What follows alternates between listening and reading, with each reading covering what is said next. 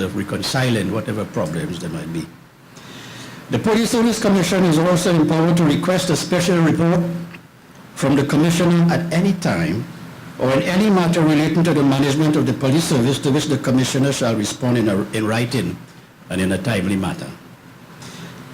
We are also responsible for terminating the services of the Commissioner or Deputy for failing to properly notify the Commission of their absence from duty for breach of contract or for reported inefficiency based on the Police Service Commission's appraisal.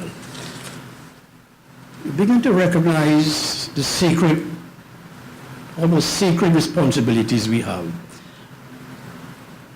and which we have to be very careful in exercising those powers.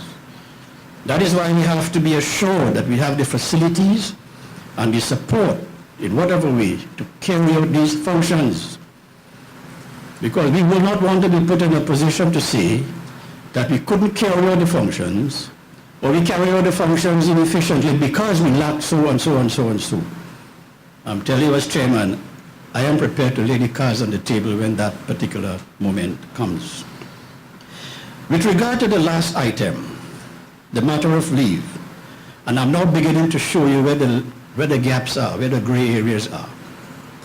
On this matter of leave, there does not seem to be a clear, well-defined route for the Minister of National Security to expeditiously inform the Commission of who gets permission to leave.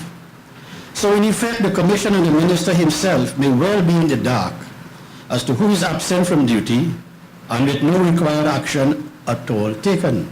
Worse yet, if the Police Service Commission is not quickly and properly informed, the Commission will not be able to make an appropriate acting appointment.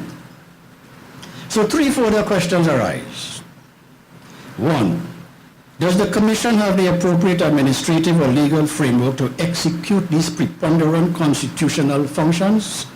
Is our appeals tribunal appropriately configured for its critical function? And Mr. Parker and Mr. Khan will deal with that in terms of its relationship to other agencies later on. Two, how and where do such commission functions connect to the functions of other agencies, such as the ones I have outlined just now, and in particular the Police Service, the Police Complaints Authority, and the Ministry of National Security? Number three, how can the rate of police misconduct be seen as an indicator of police management?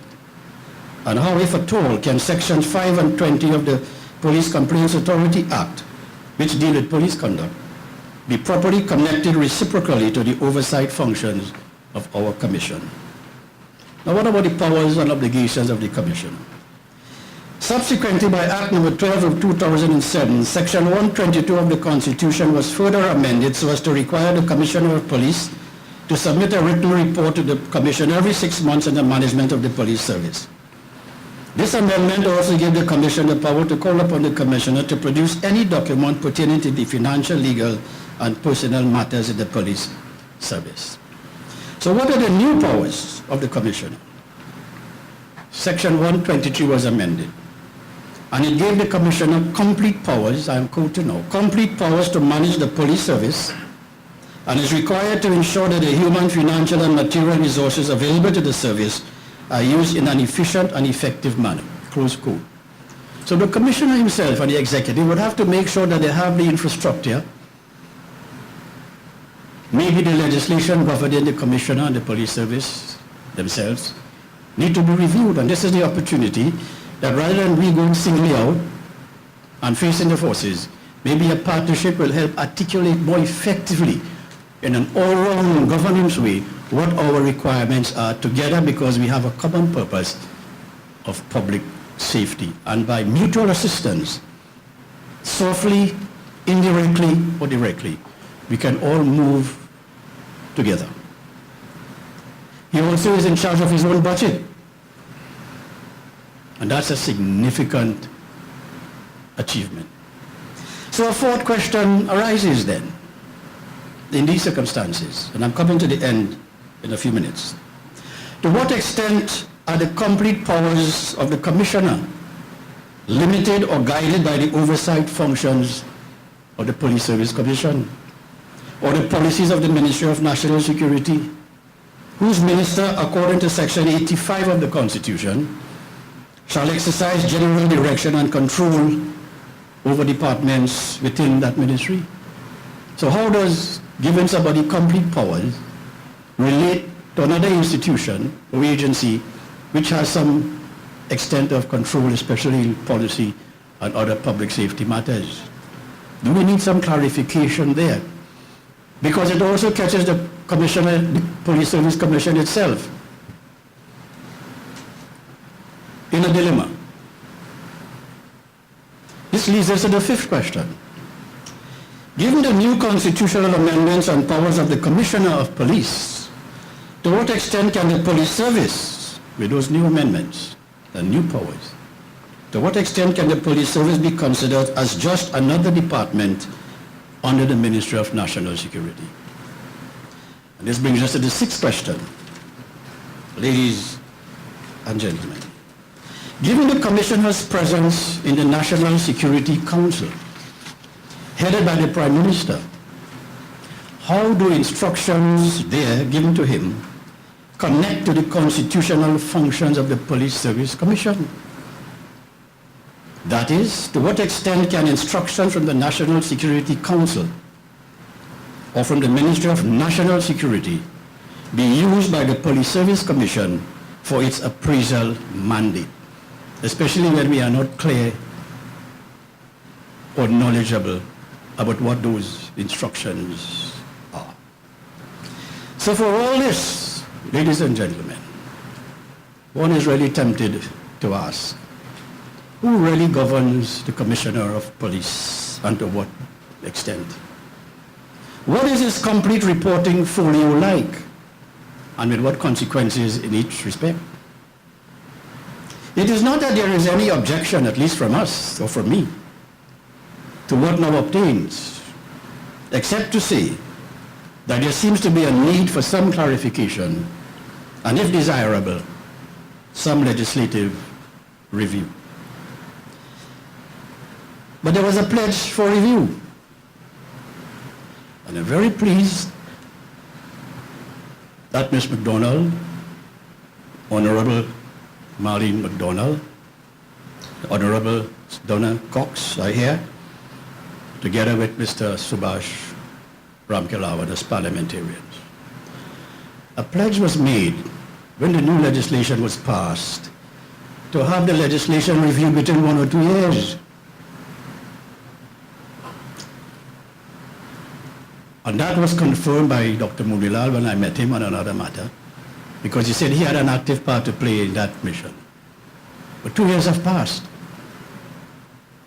And it was good reason for asking for that review, because it was new legislation, there were new functions, there were new responsibilities.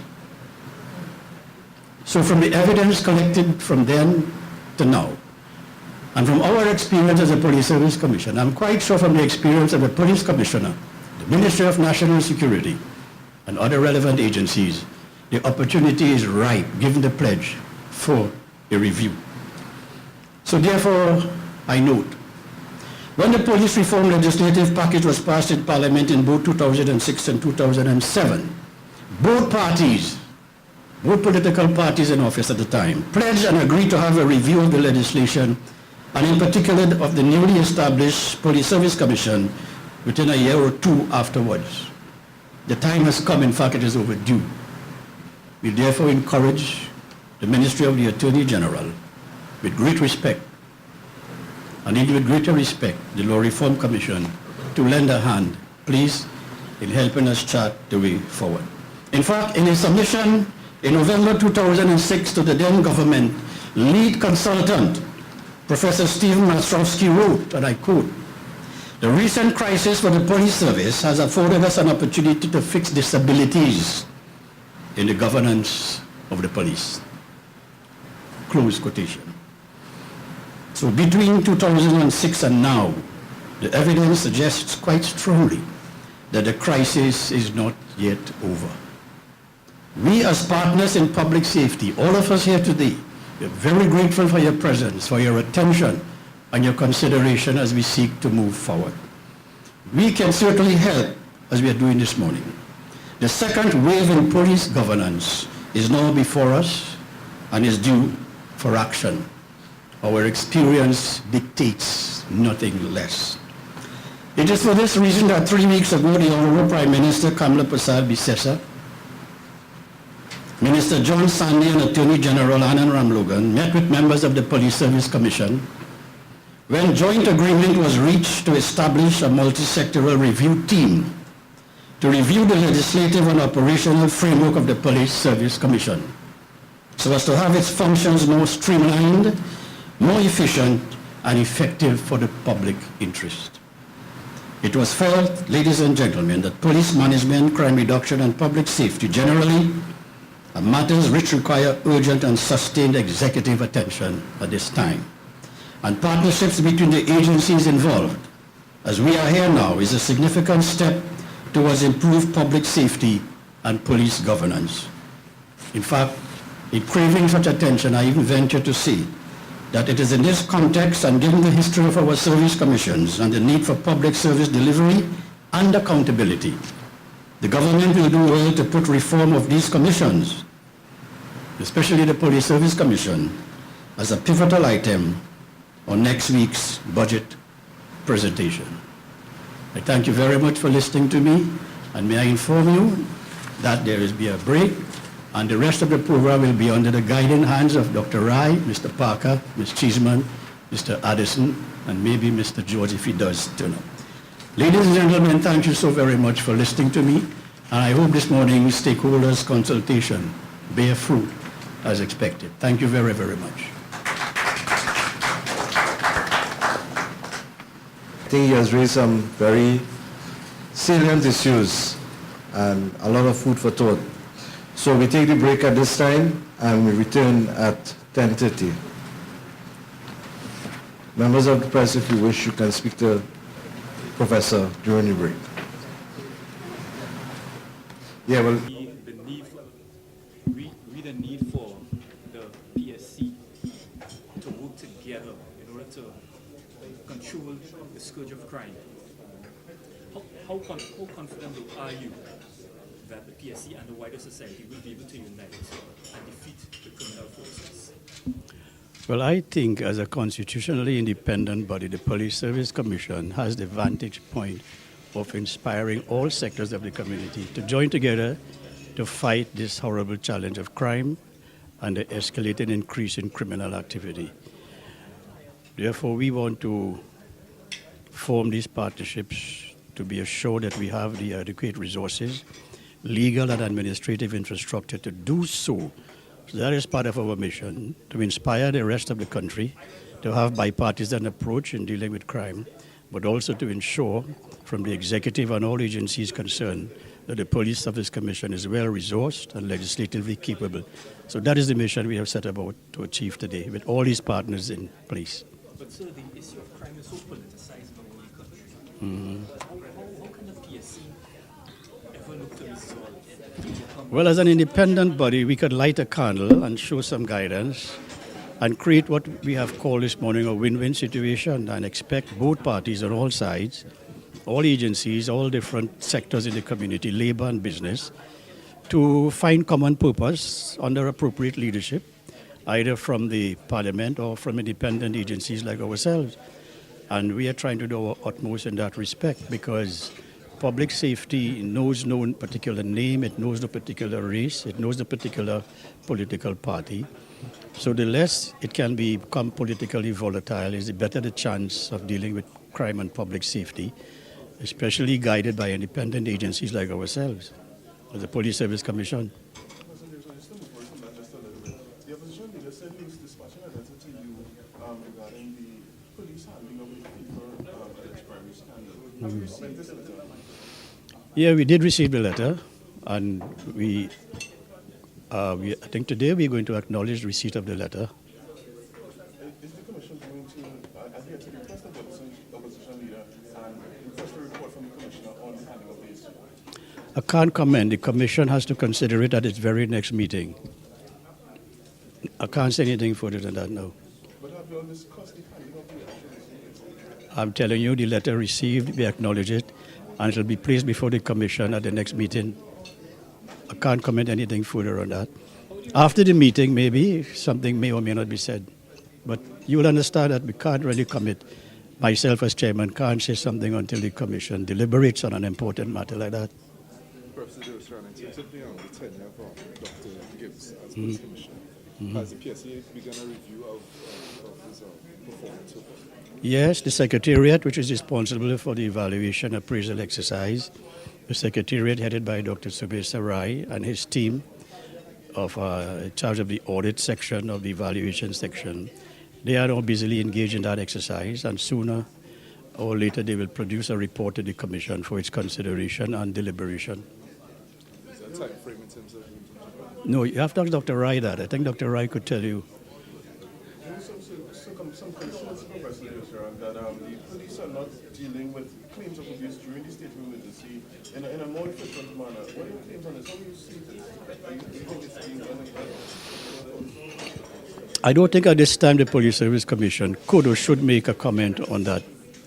Not at this time. How do you respond to such an utterance of the Free Social and Welfare Association saying that it's the police to blame for the lack of evidence that is allowing detainees, sitting detainees, to be released? All right, you're asking me to comment on Mr. Rames's comment?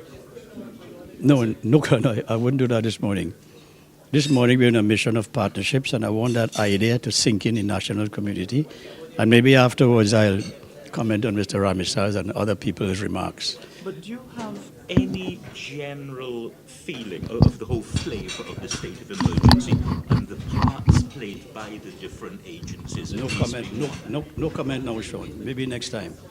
This morning I'm dealing with the partnership, the need to enhance our operations to get the partnerships going. As I lay out, there are other issues in the legislation that need to be looked at, and maybe later on I'll